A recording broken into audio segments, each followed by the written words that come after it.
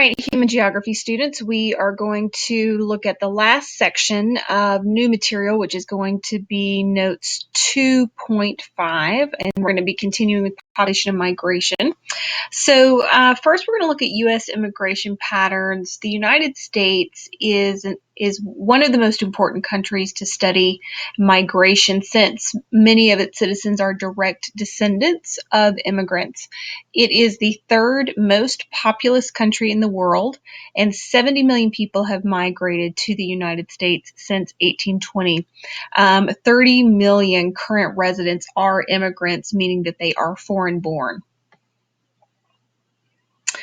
Three main eras of immigration in the United States. The first era is related to the birth of our nation, initial settlement of the colonies. At this time, the majority of immigrants were from Great Britain. They also came from places like Netherlands, Sweden, France, Germany, and the Iberian Peninsula. The Iberian Peninsula includes Spain and Portugal, and Africa, and that is recognizes the forced migration of the Middle Passage result of slavery.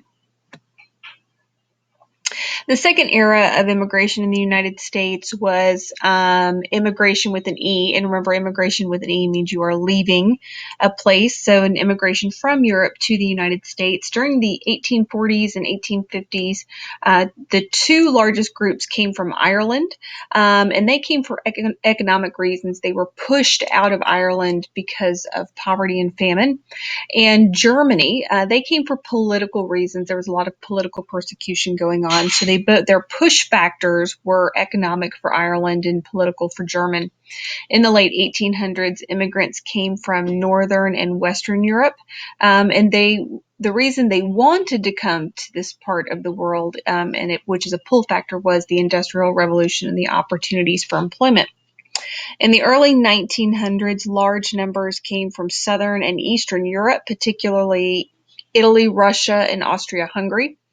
The population had increased in those countries, and immigrants sought economic opportunities that were available in the United States, which is a pull factor, and also Russian Jews fled persecution by the government, which is a push factor. As you get into your study of American history, I think it's important to look at the different quota acts that were put in place during this time of immigration, the early 1900s to right about the 1920s, and the effect that those are going to have on World War II immigration. It's some pretty interesting reading. The third main era of immigration in the United States is immigration since 1945, so post-World War II immigration. Changes in immigration laws created opportunities for new immigrants. And then in 1986, we had the Immigration Reform and Control Act, which allowed the government to issue visas to several thousand people who had previously entered the country illegally. The major pull factor since 1945 has been the economic opportunity available in the United States. And since 1945, we've had large numbers of immigrants from Asia and Latin America.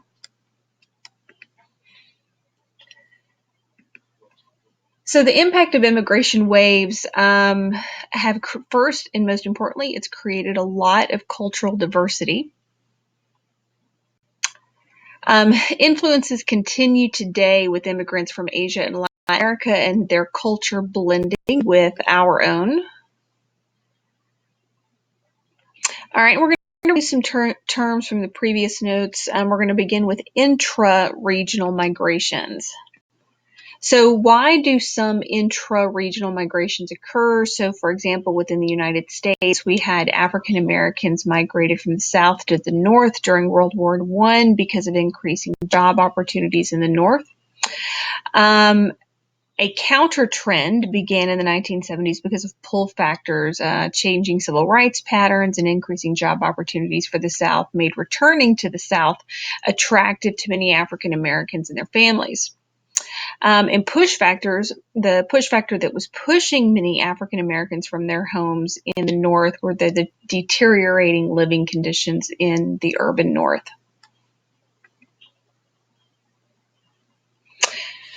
So some intra-regional migrations result from dislocation of people forced from their homes due to ethnic strife, war, or natural disaster. An example of forced intra-regional migration would be refugees that fled from Afghanistan after the events of September 11, 2001, when the United States retaliated against terrorist bases. Many people fled to neighboring Pakistan. Now, this is considered intra-regional because the culture and the tribal patterns in Afghanistan and Pakistan are very similar. So the idea of a national border between Afghanistan and Pakistan, for all intents and purposes, it appears on a map, but it's not heavily enforced between Afghanistan and Pakistan. So refugees were able to easily flee across the Afghan-Pakistan border when the U.S. began its invasion. Another example would be civil war in Cambodia caused refugees to escape to camps in Thailand, and refugee camps were created in Myanmar, also known as Burma, for minorities who escaped repressive military rule under the Khmer Rouge.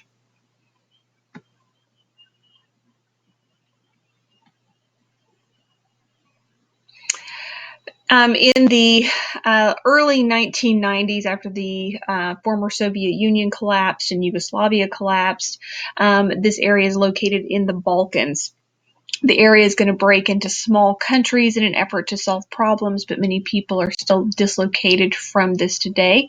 The ethnic groups that have been affected by the dissolving of Yugoslavia include Serbs, Macedonians, Bosnians, and Albanians, and the ethnic conflict erupts in a genocide in the early 1990s.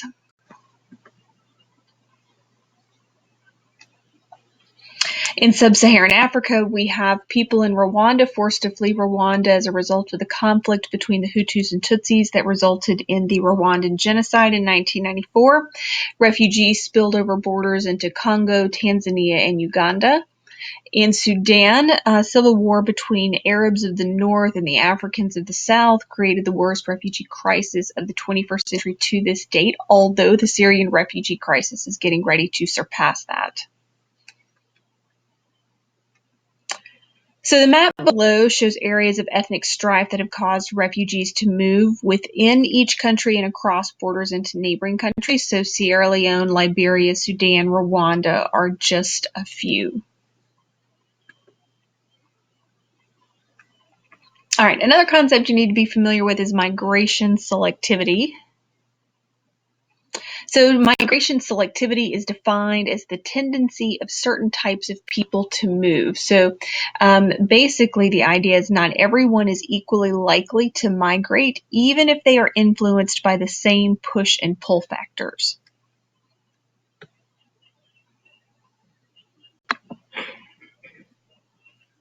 So migration sensitivity is, first, it's influenced by age. Young people are much more likely to migrate than older people. So people within the age groups of 18 to 30 are typically much more likely to migrate.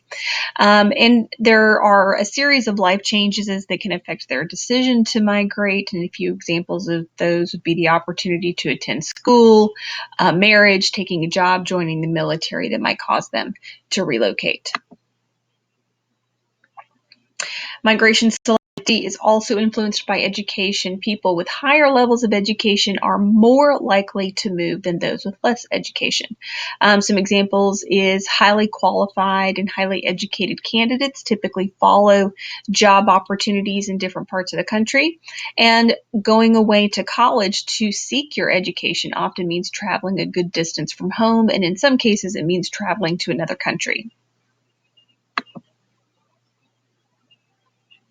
Migration selectivity is also influenced by kinship and friendship ties. Many people tend to settle near family and friends to adjust to a new location.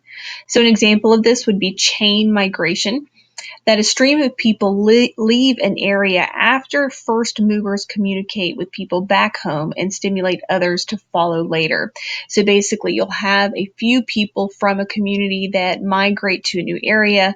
They create connections, they create a stable life, and they indicate back to the people back home that it's safe, that it's okay for you to move. And then you have a a larger group of people that will follow those initial movers. And some examples of neighborhoods that this has created in New York, for example, would be Little Italy or Chinatown. All right, a couple of other important concepts: short-term circulation and activity space. All right, so short-term circulation is defined as movement that does not involve relocation of residents. An activity space is defined as an area in which an individual moves about as he or she pursues regular day-to-day activities. All right, factors that influence trips within an activity space. So age group. School-age children are dependent on parents for long-distance transportation, and when they're alone, they travel by foot or bicycle. Teenagers begin to drive, which increases their available activity space.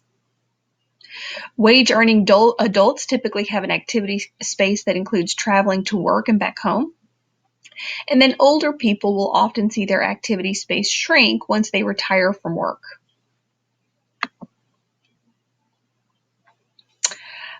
The ability to travel also influences trips within an activity space. So not having accessibility to cars results in having a fairly small activity space. Movement is related to income level, with poorer people having smaller activity spaces and wealthier people having larger activity spaces. Suburbs are often spread out, which increases sizes of activity spaces to take care of daily needs. Opportunities to travel. So awareness of space may be limited, and minimal knowledge of opportunity locations may discourage travel beyond the normal activity space. And poverty and physical isolation may contribute to a lack of awareness of space. All right, the space-time prism. All people live within a space-time prism that sets the limits of their activities. So basically, people have only so much time to be mobile. Space is limited by the ability to move. So an example of putting these two together would be people must choose jobs that lie within their space-time prism. So a person who is willing to drive 45 minutes in a daily commute will have a larger space available to them for a job search. Someone that is going to have to walk to work is going to have a much smaller space available to them for a job search. Okay, so just to kind of show you an example of what an activity space would look like. So this is an activity space for an 8-year-old boy who lives in a suburb in the United States. All right, so his home is right here. And if you look at the legend, this is what his walking path looks like when he takes his bicycle, and then when he gets in the car with mom or dad. All right, so his home, he walks to school, he walks to a friend's house, he walks to a friend's house. He'll ride his bicycle to the sports field, and he'll drive to and from the shopping center with his mom.